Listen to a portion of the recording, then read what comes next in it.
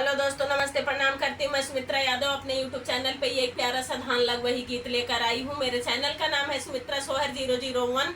इसको फुल वाच करके सुनना और लास्ट तक बने रहना, जब भी गीत का आनंद आएगा। समय बहुत कम है, देर ना करते हुए सुनाती हूँ, गीत का आनंद लीजिए। ननद भाभी का नोक-झोंक कहना बा गीत के माध्यम से। ननद कितना सताती है भाभी को। ननद भाऊजा मिलिए कमात कीन्ही होना, रामा पनिया भरन चली वृंदावन होना।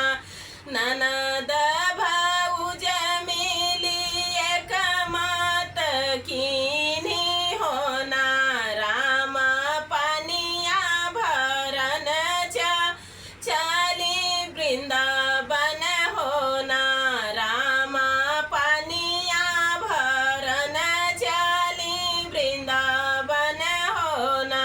ननदी त भरई लागी घैला से पनिया होना, ननदी त भरई लागी घैला परियावा होना, रामा भौजी देखई मोरावा कई नाचिया होना, रामा भौजी देखई मोरावा कई नाचिया होना। कहवा लगायू भौजी दूरिया से बटिया होना, भौजी कहवा फरायू अपन चोलिया होना, भौजी कहवा फरायू अपन चोलिया होना। खेलतई कूदत ननदी लागई धुरिया से मटिया होना, ननदी घैला उठावत फाटी चोलिया होना, ननदी घैला उठावत फाटी चोलिया होना। तोहरा कहना भौजी काहू ना मानव होना, भौजी भैया से लगौबै हम झगड़वा होना, भौजी भैया से लगौबै हम झगड़वा होना। तोहका त देबै ननदी लहंगा से चोलिया होना, तो ननदी भैया संग लगायू जिन झगड़वा होना।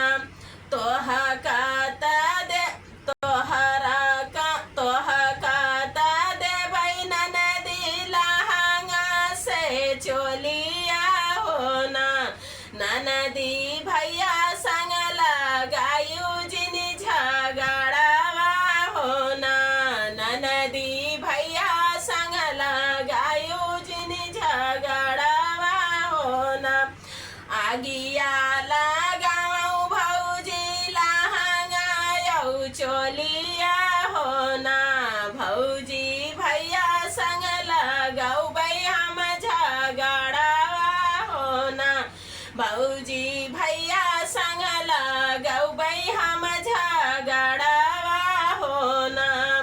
घैला उठावत ननदी घर काज पहुँची होना, घैला उठावत ननदी घर काज पहुँची होना, रामा ढूंढई लागी आपन बीरनवा होना, रामा ढूंढई लागी आपन बीरनवा होना।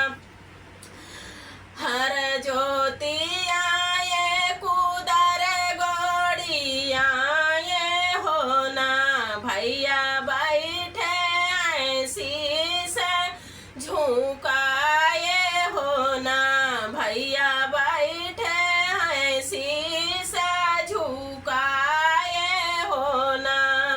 भीतरा से निकरी है वो न कर बही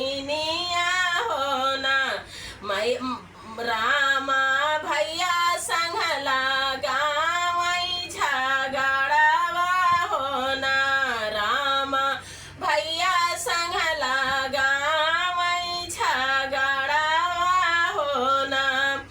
आगिया लगवा भैया अपनी जवानिया होना, भैया भाऊजी का भावई बन कई मोरवा होना, भैया भाऊजी का भावई बन कई मोरवा होना।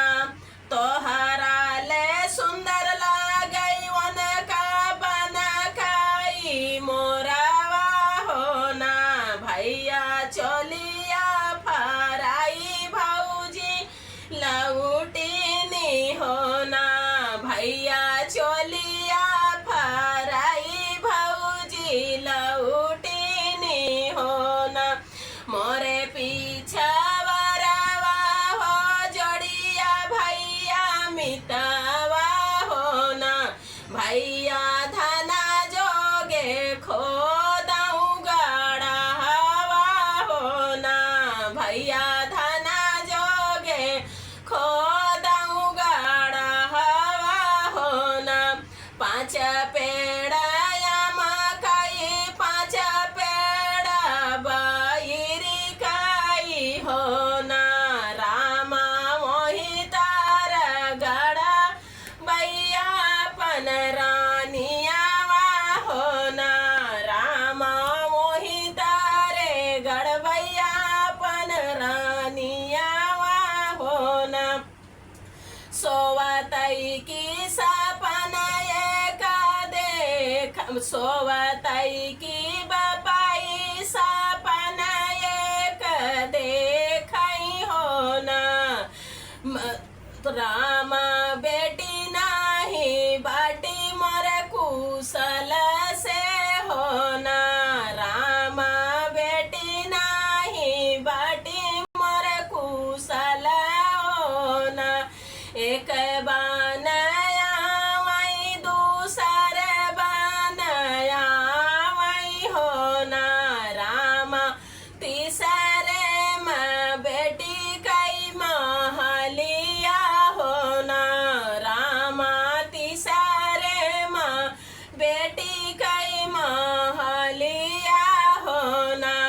बैठा हो मोरे ससुर लाली पलंगिया होना, ससुर तोहरी नी बेटी गई खरी हनवा होना, ससुर तोहरी नी बेटी गई खरी हनवा होना। जाऊ मोरी बेटी गई खरी हनवा होना, बेटा बपाई खबर सुनी आउती होना, बेटा बपाई खबर सुनी आउती होना। सोवतई की भैया सपना एक देखई होना, रामा बहिनी नाही बटी मोर कुशल होना, रामा बहिनी नाही बटी मोर कुशल होना। एक बन गईले दूसरे बन गईले होना, रामा तीसरे में बहिनी कई ससुरवा होना, रामा तीसरे में बहिनी का ससुरवा होना। बैठा हो मोरे सरवा लाली पलंगिया होना, सरवा तोरी बहिन गाई पान घटवा होना, सरवा तोरी बहिन